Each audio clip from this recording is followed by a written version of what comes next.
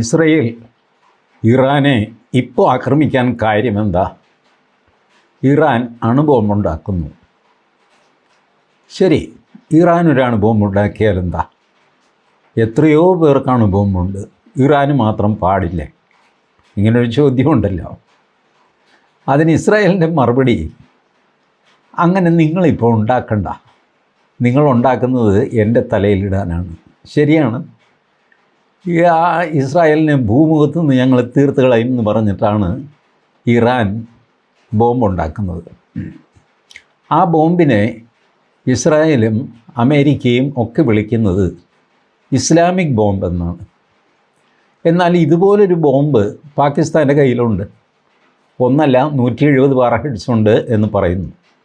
117 പാകിസ്ഥാൻ്റെ കയ്യിൽ, 170 ഇന്ത്യയുടെ കയ്യിൽ.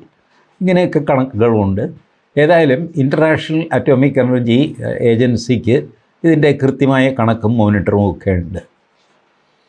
അപ്പോൾ അവർ ഒരു റിപ്പോർട്ട് കൊടുത്തു UN സെക്യൂരിറ്റി കൗൺസിലിന്. അതേ, ഇപ്പോൾ ഇസ്രായേൽ ഇവിടെ ഇറാനിൽ നടത്തിയ ആക്രമണത്തിൽ ഒരല്പം റേഡിയേഷൻ ലീക്കേജൊക്കെ ഉണ്ടായിട്ടുണ്ട്. പക്ഷേ അത് ആ കോമ്പൗണ്ടിനകത്ത്, ആ ബിൽഡിങ്ങിനകത്ത് നിന്നോളും, പുറത്തൊന്നും വരില്ല, പൊതുജനങ്ങൾക്ക് ശല്യം ഉണ്ടാവില്ല. പക്ഷേ അതിനകത്തുള്ളവരുടെ കാര്യം പോക്കാണ് എന്ന് സാരം. ചുരുക്കി പറഞ്ഞാൽ ഏകദേശം നൂർഖാനിൽ നമ്മൾ ചവിട്ടിയ പോലെയാണ് ഇസ്രായേൽ ഇറാനിൽ ചവിട്ടിയിരിക്കുന്നത്. പാകിസ്ഥാൻ്റെ കയ്യിൽ ഫുൾ ഫ്ലെഡ്ജ് ആയുധങ്ങളാണ്. അത് പാകിസ്ഥാനുണ്ടായതാവാം, അമേരിക്ക കൊണ്ടുവച്ചതാണെന്നും ഒരു വേർഷൻ ഈ ഓപ്പറേഷൻ സിന്ദൂറിൻ്റെ സമയത്ത് പുറത്തു വന്നു. എന്തുമായിക്കോട്ടെ, അവരുടെ കയ്യിലുണ്ട്. ഇവർ ഉണ്ടാക്കാൻ പോകുന്നേ ഉള്ളൂ. അപ്പോൾ പാകിസ്ഥാൻ്റെ കയ്യിലുള്ളത് ഇസ്ലാമിക ബോംബല്ലേ? ഇറാൻ ഉണ്ടാക്കുന്നത് മാത്രം ഇസ്ലാമിക ബോംബാകുകയും പാകിസ്ഥാൻ്റെ ബോംബ് അത് മതേതര ബോംബാകുകയും ചെയ്യുമോ? ഇതിലൊരു ഇരട്ടത്താപ്പില്ലേ? ഉണ്ട്. ഇതിന് കാരണമാണ് ഞാൻ നിങ്ങളോട് പറയുന്നത്. ലോകത്തിൻ്റെ ഗതി തീരുമാനിക്കുന്നത് ശക്തിയുള്ളവനാണ്, കയ്യിൽ കാശുള്ളവനാണ്, ആയുധമുള്ളവനാണ്. അല്ലാതെ ലോജിക്കും ധർമ്മവും പറഞ്ഞുകൊണ്ട് നടക്കുന്നവനല്ല. ഇന്നലത്തെ വീഡിയോയിൽ ഞാൻ നിങ്ങളോട് ഇത് പറഞ്ഞു, ഇന്നും പറയുന്നു. No logic, nothing will work if it goes against a powerful country. അവർ ഒരു ന്യായവും അവർ കേൾക്കാൻ തയ്യാറാവില്ല. Now America is powerful, Israel is powerful, Iran is not that powerful. അതുകൊണ്ട് ഇറാൻ ആറ്റം ബോംബ് ഉണ്ടാക്കണ്ട എന്ന് ഇവരങ്ങ് തീരുമാനിച്ചു. That's all. അതിൻ്റെ ന്യായം എന്താ ചേട്ടാ? അത് തന്നെ ന്യായം. അപ്പോൾ പാകിസ്ഥാൻ്റെ കയ്യിലുള്ളത് അതുണ്ടായിക്കോട്ടെ, അത് പാകിസ്ഥാൻ ഞങ്ങൾ പറഞ്ഞാൽ കേൾക്കും. ഇതൊക്കെയാണ് ന്യായം. ഈ 1930കളിൽ നമ്മളുടെ നിക്വാരാഗ്വ എന്ന രാജ്യം ഭരിച്ചുകൊണ്ടിരുന്ന ഗാർസിയ എന്നൊരു ഏകാധിപതി ഉണ്ടായിരുന്നു. അയാൾ വല്ലാത്ത ഏകാധിപതിയാണ്, ക്രൂരനാണ്, പക്ഷേ കമ്മ്യൂണിസ്റ്റ് വിരുദ്ധനാണ്. അതുകൊണ്ട് അമേരിക്ക അയാളെ പിന്താങ്ങിക്കൊണ്ടേയിരുന്നു, സഹായിച്ചുകൊണ്ടേയിരുന്നു. അപ്പോൾ ഒരിക്കൽ പത്രക്കാർ അന്ന് അമേരിക്കൻ പ്രസിഡൻ്റായിരുന്ന ഫ്രാങ്ക്ലിൻ റൂസ്വെൽറ്റിനോട് ചോദിച്ചു, is Garcia not a bastard? ഇദ്ദേഹം റൂസ്വെൽറ്റ് അക്ഷോഭ്യനായിട്ട് പറഞ്ഞു, yes, he's a bastard, but he is our bastard. അവൻ തന്തയില്ലാത്തവനാണ്, പക്ഷേ അവൻ എൻ്റെയാണ്. ഇതാണ് അമേരിക്കയുടെ ന്യായം. എന്ത് തെമ്മാടിത്തരത്തിനും അമേരിക്ക കൂട്ടുനിൽക്കും, അവരുടെ താല്പര്യം അതാണെങ്കിൽ. അന്ന് കമ്മ്യൂണിസ്റ്റ് വിരോധമായിരുന്നു അമേരിക്കയ്ക്ക് മൂത്ത് നിന്നത്. അതുകൊണ്ട് കമ്മ്യൂണിസ്റ്റ് വിരുദ്ധനാണെങ്കിലും ഏത് കള്ളനും തെമ്മാടിയും കൊള്ളക്കാരനും ഏകാധിപതിയും ആരുമായിക്കോട്ടെ അവനെ അമേരിക്ക പാട്രണൈസ് ചെയ്യും. അതായിരുന്നു അക്കാലം. ഇന്ന് അമേരിക്കയ്ക്ക് മറ്റ് താല്പര്യങ്ങളാണ്. അതുകൊണ്ട് അതിനെ പിന്തുണച്ച് അത് അങ്ങനെയൊക്കെയാണ്, അത് മതി, ഞാൻ പറയുന്നത് കേട്ടാൽ മതി. ഇങ്ങനെയൊക്കെ ഈ ട്രംപൊക്കെ ഓരോന്നും പറയുമ്പോൾ നമുക്ക് തോന്നുന്നില്ലേ ഇയാളെന്തായി പരസ്പര വിരുദ്ധമായിട്ടൊക്കെ സംസാരിക്കുന്നത്? അങ്ങനെയൊന്നുമല്ല. അവർക്കതിനൊക്കെ അവരുടേതായ ഒരു ലോജിക്കുണ്ട്. അവരുടെ താല്പര്യം അതാണ് അവർക്ക് വലുത്. ഇപ്പോൾ ഇറാൻ ഇസ്രായേൽ സംഘർഷം ഇപ്പോൾ എത്തി നിൽക്കുന്നത് എവിടെയാണ്? ഏകദേശം 400 ഡ്രോണുകൾ ഇറാൻ ഇസ്രായേലിലേക്ക് തിരിച്ചയച്ചു. ഡ്രോൺ പോകുന്നത് പതുക്കെ ആയതുകൊണ്ടും അത് തടഞ്ഞു നിർത്താനോ ആകാശത്ത് വെച്ച് തന്നെ പൊട്ടിക്കാനോ ഒക്കെ എളുപ്പമായതുകൊണ്ടും ഇസ്രായേലിന് കാര്യമായ പരുക്കൊന്നും പറ്റിയില്ല. തൊട്ടു പിന്നാലെ 3 തവണയായിട്ട് ഒരു 100-150 ബാലിസ്റ്റിക് മിസൈലുകൾ ഇറാൻ അയച്ചു. ബാലിസ്റ്റിക് മിസൈൽ തടയാൻ പ്രയാസമാണ്. ഇസ്രായേലിൻ്റെ കയ്യിൽ അയൺ ഡോം, താഡ് ഇതുപോലെയൊക്കെയുള്ള ആൻറ്റി മിസൈൽ സംവിധാനങ്ങളൊക്കെ ഉണ്ട്. പക്ഷേ ഈ 150-ൽ ഒരു 8-10 എണ്ണം ഇസ്രായേലിൽ വീണു. ഇസ്രായേൽ ചെറിയൊരു രാജ്യമാണല്ലോ, അവിടെ വീണ് കഴിഞ്ഞാൽ നാശനഷ്ടം ഉണ്ടാകും. ഇസ്രായേലിൻ്റെ എയർബേസ് മാത്രം ഇതൊക്കെ നോക്കിയിട്ട് മിസൈൽ അയക്കാനോ ഡ്രോൺ അയക്കാനോ ഉള്ള സാമർഥ്യമൊന്നും ഇറാന് ഇല്ല. ഇസ്രായേലിന് അതുകൊണ്ട് താൻ. ഏതായാലും ഇറാൻ ഈ പറഞ്ഞ പോലെ പൊട്ടക്കണ്ണൻ മാവേലെറിയുന്ന പോലെ ഈ എടുത്തെല്ലാം കൂടെ അങ്ങോട്ട് എറിഞ്ഞു. 4-5 എണ്ണം കൊണ്ടു. 3 പേര് ഇസ്രായേലിൽ മരിച്ചു, 17 പേർക്ക് പരിക്ക് പറ്റി. ഇതാണ് സംഭവം. ഈ പരിക്ക് പറ്റിയവർ പറഞ്ഞു, ഞങ്ങൾ ഇനിയും എന്തും സഹിക്കാൻ തയ്യാറാണ്. ഇറാനെ കൊണ്ട് ബോംബ് ഉണ്ടാക്കിക്കാൻ ഞങ്ങൾ സമ്മതിക്കില്ല. ഞങ്ങൾ ബങ്കറിൽ താമസിക്കും. ഞങ്ങൾ ഇപ്പോഴാണോ ഈ ഹമാസ് ഇടയ്ക്കിടയ്ക്ക് റോക്കറ്റ് ഹിസ്ബുള്ളയൊക്കെ വിട്ട് ഇസ്രായേലികൾക്കൊരു കാര്യമുണ്ട്, യുദ്ധം അവർക്ക് നിത്യത്തൊഴിലാണ്. ഈ ബങ്കറിൽ ഒളിച്ചിരിക്കുക, പിന്നെ സൈറൺ കേൾക്കുക, ഇതൊക്കെ നമുക്ക് പുതിയ കാര്യങ്ങളൊക്കെ ആയിട്ട് തോന്നും. ടി വിയിൽ കാണുമ്പോൾ നമുക്ക് പേടിയൊക്കെ തോന്നും. തൃശ്ശൂർ പൂരം പോലെ വെട്ടിപ്പടക്കമൊക്കെ നടക്കുന്നു. അവർക്കതൊക്കെ നിത്യത്തൊഴിലാണ്. അപ്പോൾ അതുകൊണ്ട് അവരെ ഇതൊന്നും വെച്ച് പേടിപ്പിക്കാൻ പറ്റില്ല. അപ്പോൾ 150 മിസൈൽ അയച്ചിട്ട് 3 പേരെ കൊന്നു എന്നുള്ളതാണ് ഇറാൻ്റെ മഹത്വം. പിന്നെ ഇപ്പോൾ നമ്മുടെ ജിഹാദികളൊക്കെ ആഘോഷിക്കുന്നൊരു കാര്യമുണ്ട്. നെതന്യാഹു ഓടിപ്പോയി, ഒളിച്ചു. ഇന്നലെയോ മിനിഞ്ഞാന്നോ മുതൽ കേരളത്തിൽ തുടങ്ങിയ ഉത്സവമാണ്. നെതന്യാഹു കഴിഞ്ഞ മിനിമം 6 മാസമെങ്കിലും ആയിട്ടുണ്ട് അങ്ങേര് ബങ്കറിലാണ് താമസം. അതിപ്പോഴൊന്നുമല്ല, എമർജൻസിയിലാണ്. എപ്പോഴും എമർജൻസിയിലാണ് ഇസ്രായേൽ എന്ന രാജ്യം. നമ്മളെന്താ വിചാരിച്ച അവരെ പറ്റി? അവിടുത്തെ ഓരോ മനുഷ്യനും ഒരു പട്ടാളക്കാരനും പട്ടാളക്കാരിയുമാണ്. അവർക്ക് മിലിറ്ററി ട്രെയിനിങ് നിർബന്ധമാണ്. നമ്മളെപ്പോലെ ചുമ്മാ കയ്യിൽ കൊടുത്ത് വഴൂർ ദേവസ്വം പ്രസിഡൻ്റായിട്ട് നടക്കലല്ല അവരുടെ പണി. അവർക്കെപ്പോഴും യുദ്ധമാണ്. 1948 തുടങ്ങിയതാണ്. വർഷം എത്രയെന്ന് ആലോചിച്ച് നോക്കി. അപ്പോൾ അവർ ഇതൊന്നും കാണിച്ച് പേടിപ്പിക്കാൻ സാധ്യമല്ല. അപ്പോൾ അതുകൊണ്ട് മിസൈൽ വീണു. അവരതിൽ വഴങ്ങാനൊന്നും അവർ തയ്യാറല്ല. എന്നാൽ ഇറാനിലെ സ്ഥിതി എന്താ? ഇറാനിൽ മൊസാദ് ഫൈറ്റേഴ്സ് അല്ല, പട്ടാളക്കാരല്ല അവർ. പക്ഷേ ഇപ്പോൾ മൊസാദും പട്ടാളക്കാരായി മാറിയിരിക്കുന്നു. അവർ ഇറാൻ്റെ ആർമി ഹെഡ് ക്വാർട്ടേഴ്സിനടുത്ത് എവിടെയോ, അതെവിടെയാണെന്ന് ഇറാന് പിടികിട്ടിയിട്ടില്ല, അവരുടെ ഒരു താവളമുണ്ട് മൊസാദിൻ്റെ. അവിടെ നിന്നാണ് അവർ ഈ ഡ്രോൺ അയക്കുന്നതും കൃത്യം ആളെ നോക്കി കൊല്ലുന്നത്. ഫോർ എക്സാമ്പിൾ, അവർ ചെയ്ത ഓപ്പറേഷൻ നോക്കുക. ഇറാനിയൻ മിലിറ്ററിയുടെ ബ്രിഗേഡിയർ, സുപ്രീം കമാൻഡർ, അങ്ങേര് മുഹമ്മദ് ബഗേരി. ഇതിനെ IRGCയുമായിട്ട് കൺഫ്യൂസ് ആകരുത് കേട്ടോ. IRGC എന്ന് പറഞ്ഞാൽ ഖമനയുടെ ഒരു പ്രൈവറ്റ് ആർമിയാണ്. ഇസ്ലാമിക് റെവല്യൂഷണറി ഗാർഡ് കോർപ്സ്, അതാണ് IRGC. അത് പ്രൈവറ്റ് ആർമിയാണ്, പാരലൽ ആർമിയാണ്.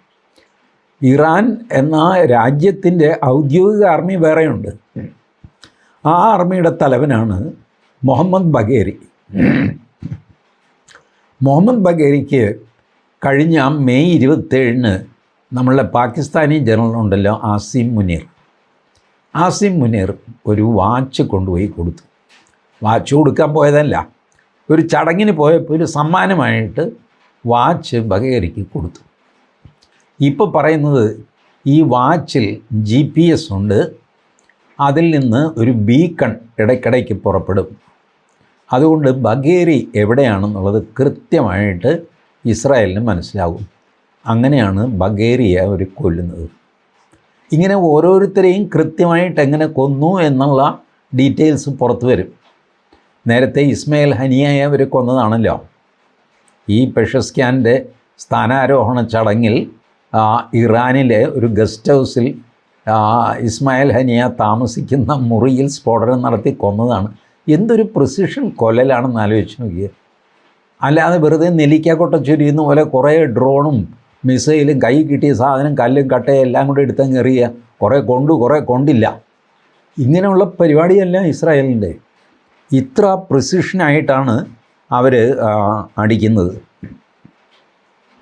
അപ്പോൾ ആർമി ഹെഡ്ക്വാർട്ടേഴ്സിൻ്റെ അരികിൽ അവരുടെ ഒരു ആപ്പീസ് തുറന്നിട്ട്, മൊസാദിൻ്റെ ആപ്പീസ് തുറന്ന് അവർ ഓപ്പറേറ്റ് ചെയ്തുകൊണ്ടിരിക്കുകയാണ്.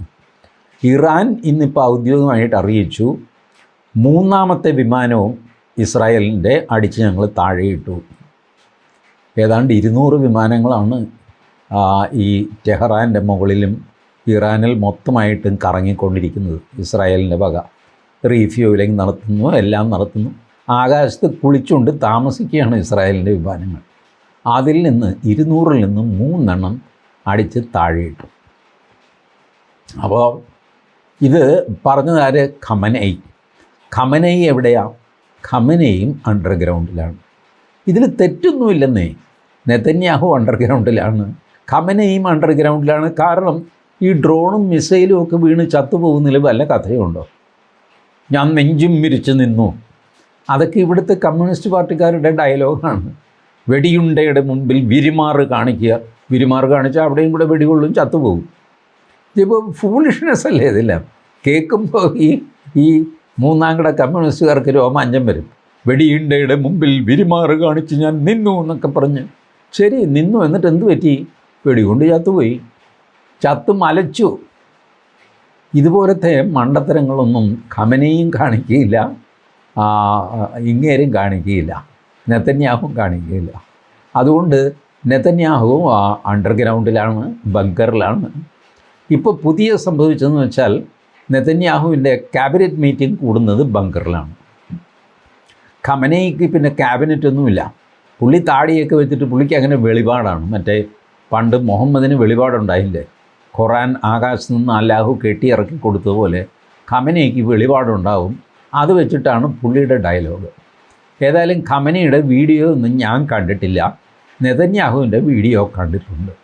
അതുകൊണ്ട് ഖമനൈ മരിച്ചുപോയി എന്ന് പറഞ്ഞ ഇടയ്ക്ക് കഴിഞ്ഞ വർഷം ഒരു പുകലുണ്ടായിരുന്നു. ഇനി അങ്ങേര് മരിച്ചുപോയോ എന്തോ, വീഡിയോ ആയിട്ട് കാണാറില്ല, ഓഡിയോ മെസ്സേജസ് വഴിക്കാണ് ഖമനൈ പെരുമാറുന്നത്. ഇനി എവിടെയെങ്കിലും വീഡിയോ ഇപ്പം ഞാൻ കണ്ടില്ല എന്ന് വിചാരിച്ചിട്ട് വീഡിയോ ഇല്ല എന്നൊന്നും ഇല്ലല്ലോ. അപ്പോൾ എവിടെയെങ്കിലും ഉണ്ടാകാം. ഏതായാലും എനിക്കങ്ങനെ ഒരു സംശയം ബാക്കി കിടപ്പുണ്ട്.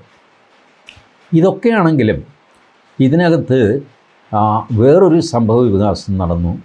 ഷാങ്ഹായ് കോർപ്പറേഷൻ ഓർഗനൈസേഷൻ, അതിനകത്ത് China, India, Russia, Pakistan, Iran, Tajikistan, Kyrgyzstan, ഇത് ചപ്പ് ചവർന്ന് കുറേ രാജ്യങ്ങളൊക്കെ കൂടി ഒരു ബോഡിയുണ്ട്. മൾട്ടി പോളാർ വേൾഡ് എന്നൊക്കെ പറഞ്ഞ് ചൈന തുടങ്ങിയതാണ്.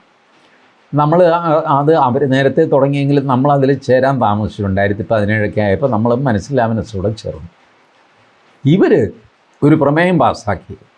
ഇസ്രായേൽ കാണിച്ചത് മുഴുവൻ തെറ്റാണ്, തെറിയാണ്, തെമ്മാടിത്തരമാണ്, തല്ലുപുള്ളിത്തരമാണ്, ഇങ്ങനെയൊന്നും ചെയ്തുകൂടാ, ഇത് മനുഷ്യാവകാശ വിരുദ്ധമാണ് എന്നൊക്കെ പറഞ്ഞിട്ട് ഒരു പ്രമേയം പാസ്സാക്കി കഴിഞ്ഞപ്പോൾ ഇന്ത്യ ഇവിടെ നിന്ന് ഒരു പ്രസ്താവന ഇറക്കി. ഞങ്ങൾ ആ പ്രമേയത്തിൽ പാർട്ടിയല്ല കേട്ടോ, ഞങ്ങൾ ആ മീറ്റിങ്ങിലും പങ്കെടുത്തിട്ടില്ല. അതിനർത്ഥം എന്താ? ഇസ്രായേലിനെ തള്ളിക്കളയാൻ ഇന്ത്യ തയ്യാറല്ല, കുറ്റപ്പെടുത്താനും തയ്യാറല്ല. എന്നിട്ട് ഇറാൻ വിളിച്ചപ്പോഴും ഈ വിവരം ഡോക്ടർ ജയശങ്കർ പറഞ്ഞു. ഇസ്രായേലിനെ അങ്ങോട്ടും വിളിച്ചു പറഞ്ഞു, ദേ ഞങ്ങൾക്ക് SCOയിൽ പങ്കില്ല കേട്ടോ എന്ന് പറഞ്ഞു. ഇറാൻ പറഞ്ഞു, അല്ല, നിങ്ങളുടെ ധാർമ്മിക പിന്തുണ ഞങ്ങൾക്കുണ്ടാവണം. ഭാരതം പറഞ്ഞു, സമാധാനത്തിന് എല്ലാവിധ പിന്തുണയും എപ്പോഴും ഉണ്ടാകും. ഇറാൻ പറഞ്ഞു, താങ്ക് യു, അത് മതി ചേട്ടാ. കഴിഞ്ഞു. നമ്മൾ രണ്ട് വശത്തും തൊടാതെ നമ്മൾ നിൽക്കുകയാണ്. യുണൈറ്റഡ് നേഷൻസിൽ എന്തോ പ്രമേയം കൊണ്ടുവന്നു, 149 രാജ്യങ്ങൾ ചേർന്നിട്ട് ഇപ്പോൾ ഗാസയിൽ വെടിനിർത്തൽ നടത്തണം, അവിടെ മനുഷ്യാവകാശ പ്രശ്നമാണെന്നൊക്കെ പറഞ്ഞു. നമ്മളതിൽ വോട്ട് ചെയ്യാനേ പോയില്ല. അതിനാണ് ഇന്ന് പ്രിയങ്ക ഗാന്ധി ബഹളമൊക്കെ വയ്ക്കുന്നത്. മനുഷ്യത്വമില്ലാതെ അതിനനുകൂലമായിട്ട് വോട്ട് ചെയ്യേണ്ട എന്തിനാന്ന് ഇതിലൊക്കെ പോയി തലവയ്ക്കുന്നത് നമ്മൾ? നമുക്കെന്ത് കാര്യം? ഇപ്പോൾ ഇസ്രായേലിൻ്റെ അംബാസഡർ, ഇന്ത്യയിലെ അംബാസഡറിൻ്റെ ഇൻ്റർവ്യൂ ഉണ്ടായിരുന്നു. അദ്ദേഹത്തോട് ചോദിച്ചു, ഇന്ത്യ എന്ത് ചെയ്യണം എന്നാണ് നിങ്ങൾ പ്രതീക്ഷിക്കുന്നത്? അദ്ദേഹം പറഞ്ഞു, ലുക്ക്, ഇന്ത്യ പാകിസ്ഥാൻ വഴക്കിൽ ഞങ്ങൾ എന്തെങ്കിലും ചെയ്തോ? ഇല്ല. അതുപോലെ ഞങ്ങളും ഇറാനും തമ്മിൽ ഉള്ള വഴക്കിൽ ഇന്ത്യ എന്തെങ്കിലും ചെയ്യണം എന്ന് ഞങ്ങൾ പ്രതീക്ഷിക്കുന്നില്ല. നമ്മൾ അങ്ങോട്ടും ഇങ്ങോട്ടും ചെയ്യാനുള്ളത് ചെയ്തുകൊണ്ടിരുന്നാൽ മതി. അങ്ങോട്ടും ഇങ്ങോട്ടും ചെയ്യാനുള്ളത് ചെയ്തുകൊണ്ടിരുന്നാൽ മതി എന്ന് വെച്ചാൽ, പാകിസ്ഥാൻ്റെ കാര്യത്തിൽ ഇന്ത്യയെ കൈയയച്ച് ഇസ്രായേൽ സഹായിച്ചിരുന്നു. ഇപ്പോൾ നമ്മളും ഇസ്രായേലിന് ആവുന്നത്ര ആയുധങ്ങളും സഹായങ്ങളും ഒക്കെ കൊടുക്കുന്നുണ്ട്. പ്രമേയം വന്നാൽ വോട്ടിങ്ങിൽ നിന്ന് നമ്മൾ മാറി നിൽക്കുന്നുണ്ട്. എതിരായിട്ട് പ്രമേയം പാസ്സായി കഴിഞ്ഞാൽ അക്കൂട്ടത്തിൽ ഞാനില്ല കേട്ടോ എന്ന് അങ്ങോട്ട് വിളിച്ച് പറയുന്നുണ്ട്. ഇത്രയൊക്കെ മതി, പോരെ? ഇതിൽ കവിഞ്ഞുള്ള ഇൻവോൾവ്മെൻറ്റ് നമുക്ക് ആവശ്യമില്ലല്ലോ. പിന്നെ ലാസ്റ്റ് ഇപ്പോൾ സംഭവിച്ചിരിക്കുന്നത്, ഞാൻ ഇന്നലെ പിണറായി വിജയൻ്റെ കാര്യം പറഞ്ഞില്ല, ഇന്ന് പോളിറ്റ് ബ്യൂറോ കൂടിയിട്ട് അവർ പറഞ്ഞിരിക്കുന്നത് Israel is A thug nation എന്നാണ്. THIUG, thug nation. തഗ് എന്ന് കേൾക്കുമ്പോൾ നിങ്ങൾ പുതിയ തലമുറക്കാർ തെറ്റിദ്ധരിക്കും.